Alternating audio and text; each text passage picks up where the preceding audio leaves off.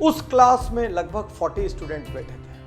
अचानक एक स्टूडेंट खड़ा हुआ और उसने बहुत घबराते हुए प्रोफेसर से कहा, सर मेरे पिताजी ने मेरे इस बर्थडे पर मुझे बहुत कीमती घड़ी गिफ्ट में दी थी, सर वो घड़ी अभी किसी ने चुरा ली। तो प्रोफेसर ने अचरज से कहा, अभी कैसे चुरा लेगा? बोले सर अभी जो 5 मिनट का ब्रेक हुआ था उसमें मैं अपनी घड़ी अपने टेबल पर रख के गया था और उसके बाद से वो घड़ी नहीं मिल रही है। प्रोफेसर ने कहा, उसके बाद कोई भी इस क्लास से गया और आया नहीं है, इसका मतलब जिसने भी घड़ी उठाई है वो इसी क्लास में है। प्रोफेसर के मन में विचार आया कि इन लोगों को एक दूसरे के बारे में पता नहीं लगना चाहिए कि किसने घड़ी चोरी की। और प्रोफेसर ने कहा, सब लोग अपनी अपनी आंख में काली पट्टी बांध लो। और सब ने काली पट्टियां बांध ली, लाइन से खड़े हो गए।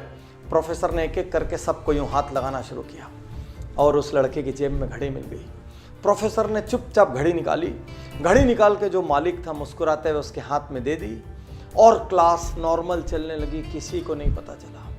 अगले 2-3 दिन तक वो लड़का घबराता रहा, हड़बड़ाता रहा, भयभीत रहा। उसको डर था मेरी बात आज खुल जाएगी, मेरा राज आज खुल जाएगा, लेकिन किसी को पता नहीं चला। धीरे धीरे वो सब कॉलेज से निकल गए।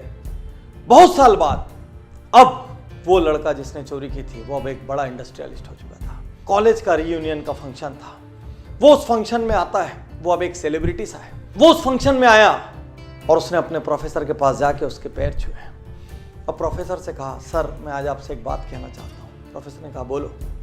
उसने कहा, सर मेरे जीवन पे आपका बहुत बड़ा कर्ज है, यदि आज मैं जिंदा हूँ तो आपके कारण हूँ। प्रोफेसर ने बोला, ऐसा क्यों? उसने कहा, सर आपको याद नहीं होगा, एक बार आपकी क्लास में एक घड़ी चोरी हुई थी और आपने सबकी जेब चेक की थी और मेरी जेब से वो घड़ी मिली थी, लेकिन सर आपने उस दिन वो बात किसी से नहीं की। मैंने निर्णय लिया था यदि उस दिन ये बात सबको पता लगी तो मैं सुसाइड कर लूँगा। सर आपने मुझे माफ़ कर दिया, उस दिन आपने मेरी इज्जत रख ली, उस दिन आपने मेरी सेल्फ रिस्पेक्ट रख ली। मुझसे गलती हो गई थी सर, लेकिन फिर भी आपने मेरा अपमान नहीं किया। आज मैं जहाँ भी हूँ सर उस लेसन की वजह से, मैं यदि जिंदा हूँ सर तो आपकी वजह से। और प्रोफेसर कहता है, अच्छा वो तुम थे क्या? तो लड़के ने अचरज से कहा, मतलब? बोले, उस दिन मैंने तुम सबकी आंखें तो बंद कराई थी, लेकिन साथ साथ मैंने अपनी आंखों में भी पट्टी लगा ली थी ताकि मुझे भी नहीं पता चले मेरे कौन से स्टूडेंट ने ये काम किया है। मैं नहीं चाहता था मेरे अपने किसी स्टूडेंट की वैल्यू मेरी नज़रों में हल्की हो या मैं किसी के साथ दुर्व्यवहार करूँ। ये सुनते ही वो लड़का जो अब एक नामी इंडस्ट्रियलिस्ट था, उसकी आंखों में आंसू आ गया और वो प्रोफेसर के गले लग के 2 मिनट तक रोता रहा। यही तो अद्भुत महानता है, किसी की गलती पता चलते हुए भी माफ कर देना, किसी को इग्नोर कर देना, उसको उसकी सेल्फ रिस्पेक्ट बचाने का मौका दे देना, पता होते हुए भी कि ये कल्प्रिट है, उस वक्त जाने देना ताकि उसको सुधरने का अवसर मिल सके, अपना चेहरा ऊंचा करके चलने का अवसर मिल सके। आज के इस युग में जहां हर व्यक्ति किसी न किसी की गलती ढूंढ रहा है, परिवार में माँ बाप की गलती, भाई की गलती, जीवन साथी की गलती, ऑफिस में बॉस की गलती, कलीग्स की गलती, कुछ और नहीं हुआ तो देश की गलती, समाज की गलती, राजनीति की गलती, सरकार की गलती, सबकी गलती ढूंढ रहे हैं। ऐसे में क्या हमको ऐसे लोग नहीं चाहिए जो एक दूसरे को माफ कर सके? माफ करना और माफी मांगना ये कायर नहीं कर सकते, ये शक्तिशाली लोगों का काम है। साथियों, इस कहानी ने मुझे इतना इंस्पायर किया।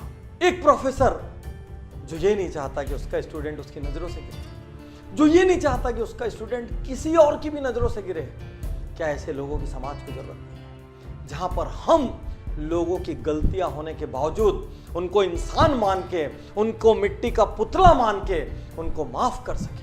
हमारे भाई से गलती हुई, हमारे पार्टनर से गलती हुई, हमारे जीवन साथी से गलती हुई, हमारे किसी और फैमिली मेंबर से गलती हुई, रिलेटिव से गलती हुई, कलीग से गलती हुई, मोहल्ले में, कॉलोनी में, स्ट्रीट में रहने वाले किसी से गलती हुई, समाज के किसी अंग से गलती हुई, 1-2 बार माफ कर दो, जाने दो ना उनको उनकी सेल्फ रिस्पेक्ट के साथ। गलतियां ढूंढना महानता नहीं है, गलतियों को इग्नोर करना और सामने वाले को अपना सम्मान बचाने का मौका देना महानता है। यदि आप भी हर दिन ये गलती करते हैं, अपने आसपास के लोगों का दोष ढूंढते हैं,